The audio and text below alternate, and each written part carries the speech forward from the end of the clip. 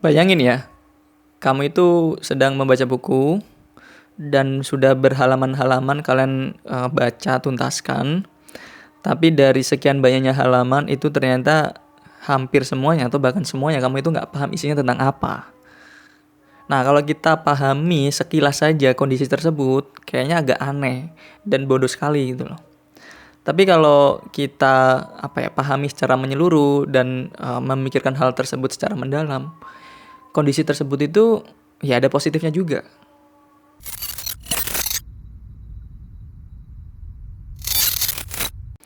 Halo semuanya, kembali lagi di video kali ini.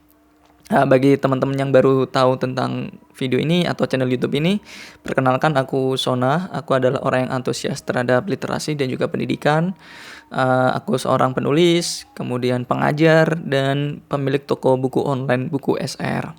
Nah, di video YouTube biasanya aku ngebahas tentang literasi ya, tentang buku, tentang juga menulis, membahas tentang pendidikan dan sesekali isu sosial. Nah, saat ini aku itu sedang membaca buku Kesatuan Kreatif dari Rabindranath Tagore. Ini dia bukunya.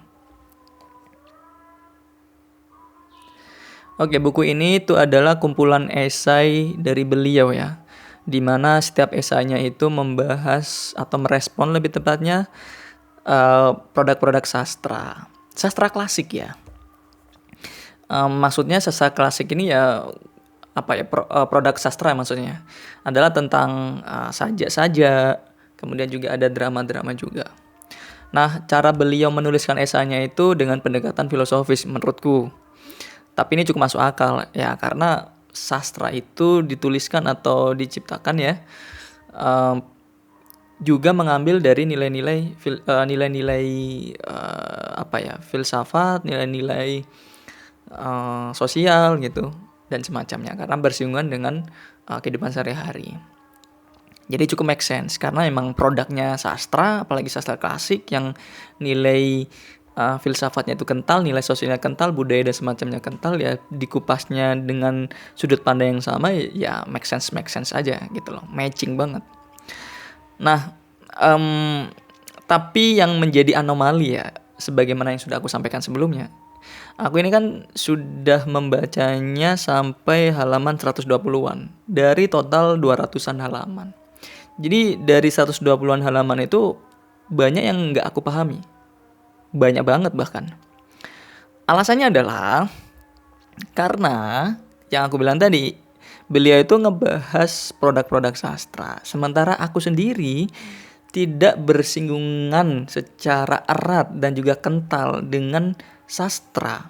Aku nggak pernah tuh sama sekali membahas tentang saja gitu kan, atau membahas saja, bikin saja nggak pernah.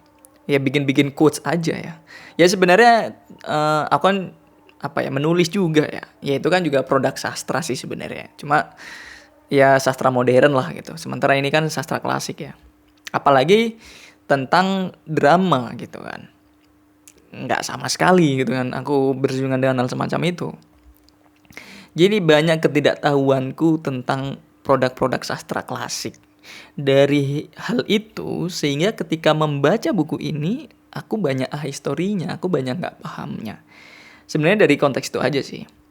Tapi berkaitan apa yang dia sampaikan dalam artian penulis ya, merespon dari produk sastra tersebut ya, aku paham aja sih apa yang dia sampaikan. Jadi aku paham apa yang dia sampaikan, tapi nggak tahu makna dari apa yang dia sampaikan. Hanya itu saja. Jadi ya nggak 100% lah aku paham berkaitan dengan apa yang sudah aku baca di buku ini.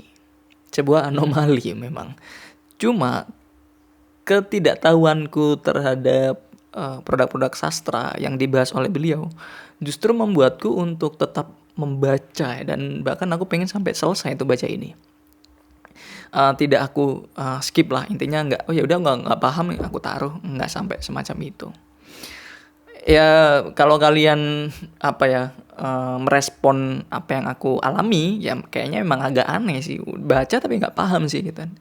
Terus apa nih yang disampaikan gitu kan, atau bisa belajar tentang apa nih gitu kan dari buku tersebut. Berarti kan nggak bisa dong, ya nggak juga sih. Ada konteks-konteks lain memang bisa aku pahami, kemudian aku pelajari, bahkan aku sampaikan, dan di momen inilah aku ingin menyampaikannya. Tapi sedikit aku bahas agak melebar ya, bahwasanya ketidakpahamanku dari membaca buku ini tuh hampir sama ketika aku membaca pertama kali Dunia Sophie, novel Dunia Sophie, karyanya jadi dari Justin Garden.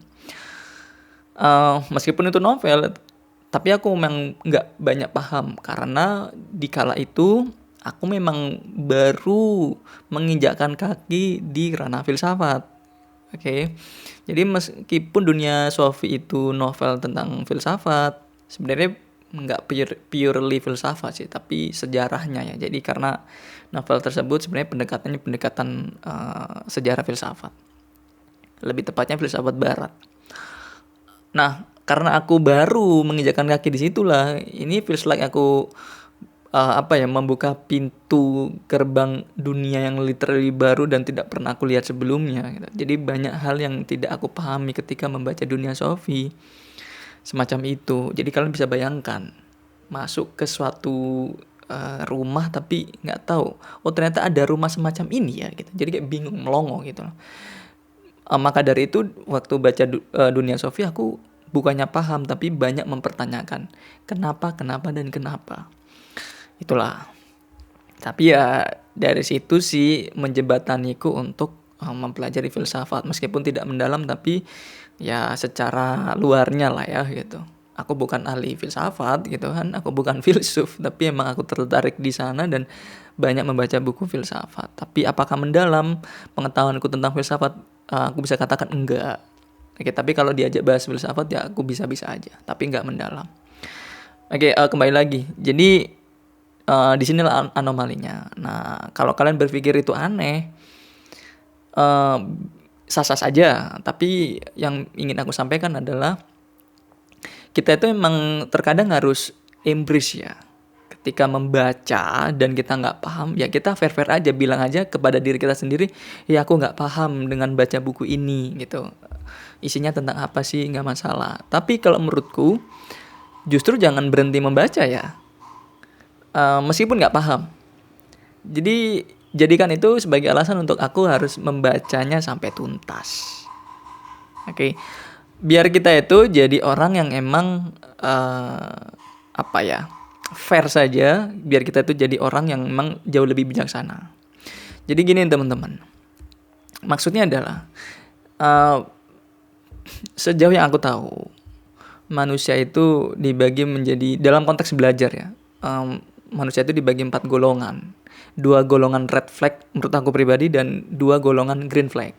2 golongan red flag itu adalah kita itu tidak tahu, pertama ya, kita itu tidak tahu bahwasanya kita itu tidak tahu. Yang kedua adalah kita itu tidak tahu bahwasanya kita itu tahu. Oke, jadi ini adalah yang aku maksudkan 2 golongan manusia yang red flag. Ini ngomongin konteksnya tentang belajar ya. Jadi pertama aku ulangi, orang yang tidak tahu bahwasannya dirinya tidak tahu. Biasanya orang kayak gini kayak sosokan tahu banget nih. Oke. Nah, yang kedua adalah orang yang tidak tahu bahwasannya dirinya tahu. Nah, orang semacam ini emang orang yang tidak tahu tentang dirinya. Ya, orang ini gampang tersesat gitu, alhasil. Oke, sebaliknya 2 golongan manusia yang green flag. Oke. Adalah yang pertama, orang yang tahu bahwasanya dirinya tidak tahu. Yang puncak adalah top markotop ya ini ya. Orang yang tahu bahwasanya dirinya tahu. Nah, kita harus masuk ke ranah green flag. Dan seminimal-minimalnya adalah orang yang tahu bahwasanya tidak tahu.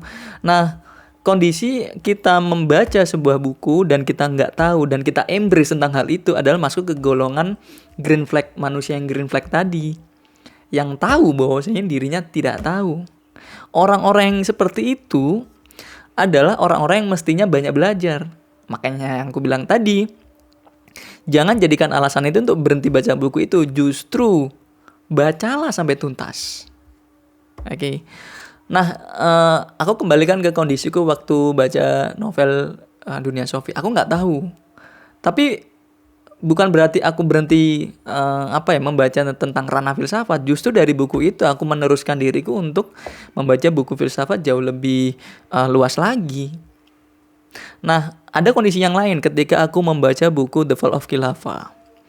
Oke, aku suka dengan buku-buku Islam ya, tentang sejarah Islam gitu, dan juga peradaban Islam. Nah, tapi aku nggak terlalu tahu tentang sejarah Perang Dunia Kedua, karena buku itu menceritakan saat Perang Dunia Dua ya. Jadi aku membaca buku itu, The Fall of Khilafah, buku sejarah banget itu ya. Alhasil aku juga nggak banyak paham gitu nama-nama tokoh-tokoh Turki dan semacamnya gitu kan. Aku nggak banyak tahu, sehingga kondisi semacam itu membuat aku untuk berhenti untuk baca. Itu kesalahannya. Tapi aku nggak berhenti. Aku membaca buku-buku lain terlebih dahulu. So means like aku rehat sejenak untuk baca buku The Fall of the Khilafah. Aku membaca buku-buku yang lain terlebih dahulu gitu kan. Pengetahuanku terkait perang dunia gitu kan, itu sedikit demi sedikit terbentuk, dan alhasil aku melanjutkan membaca buku itu kembali gitu. Jadi aku nggak berhenti sebenarnya. Nah, orang yang tahu bahwa dirinya tidak tahu itu kecenderungannya adalah ya penanda bahwasanya kita harus lebih banyak lagi membaca, lebih banyak lagi belajar, sampai kita ke tahapan yang paling tinggi, yaitu tahu bahwasanya dirinya tahu. Orang-orang yang kayak gini adalah orang-orang yang menurutku udah bijaksana, orang-orang yang tahu bagaimana merespon hal-hal yang ada di sekitarnya, merespon orang lain. Oke. Nah, kita itu harus masuk ke ranah green flag. Seminimal-minimalnya adalah jadi orang yang tahu bahwasanya tidak tahu. Kita harus embrace, kita harus benar-benar berdamai dengan kondisi ketidaktahuan kita. Tapi bukan berarti kita berhenti, tapi justru sebaliknya adalah belajar lagi, membaca lagi, mengetahui lagi. Sampai kita alhasil tahu dan paham secara menyeluruh dan naik kelas menjadi orang-orang yang tahu bahwasanya dirinya adalah tahu. Karena orang-orang semacam itu akan menjadi orang-orang yang bijaksana, orang yang arif, dan orang yang benar-benar paham situasi dan bagaimana merespon situasi dengan baik, semacam itu. So, inti dari video kali ini adalah aku ingin mengajak teman-teman untuk nggak usah pikirkan atau overthinking bahkan dari bacaan kalian yang kalian nggak pahami. Justru tetap baca aja sampai tuntas. Ya, terus kemudian tambahi pengetahuan kalian sehingga kalian jauh lebih tahu lagi. Tapi harus ada penerimaan terlebih dahulu. Berani untuk mengatakan, ya aku nggak tahu. Oke, tapi dari situ ada next step-nya, yaitu kalian membaca lagi, belajar lagi. Oke ya, biar kalian naik kelas lah, menjadi orang yang tahu bahwasanya diri kalian tahu. At the end of the day. Untuk menutup, aku mau menyampaikan satu saja ya sebenarnya. Yang jujur, aku nggak bisa mendeskripsikan maknanya, tapi aku bisa menangkap kesan bahwasanya saja itu begitu indah. Jadi ini adalah sebuah saja. Aku ingin bacakan untuk kalian. Oke? Aku berhenti dan duduk di jalan ini. Jangan minta aku berjalan lagi. Jika cintamu bisa terpenuhi tanpa daku, biarkan aku berbalik agar tidak melihatmu. Aku telah berjalan mencarimu, teman. Lama sekali. Namun aku menolak memohon bisa melihatmu. Jika engkau tidak merasakan kebutuhanku. Aku dibutakan debu pasar dan kilau tengah hari. Jadi tunggulah cinta hatiku. Dalam harapan-harapan bahwa cintamu sendiri akan mendorongmu untuk menemukan aku. Oke, semoga menginspirasi. Semoga kalian tetap membaca dan belajar. Kita ketemu lagi di video berikutnya. Bye.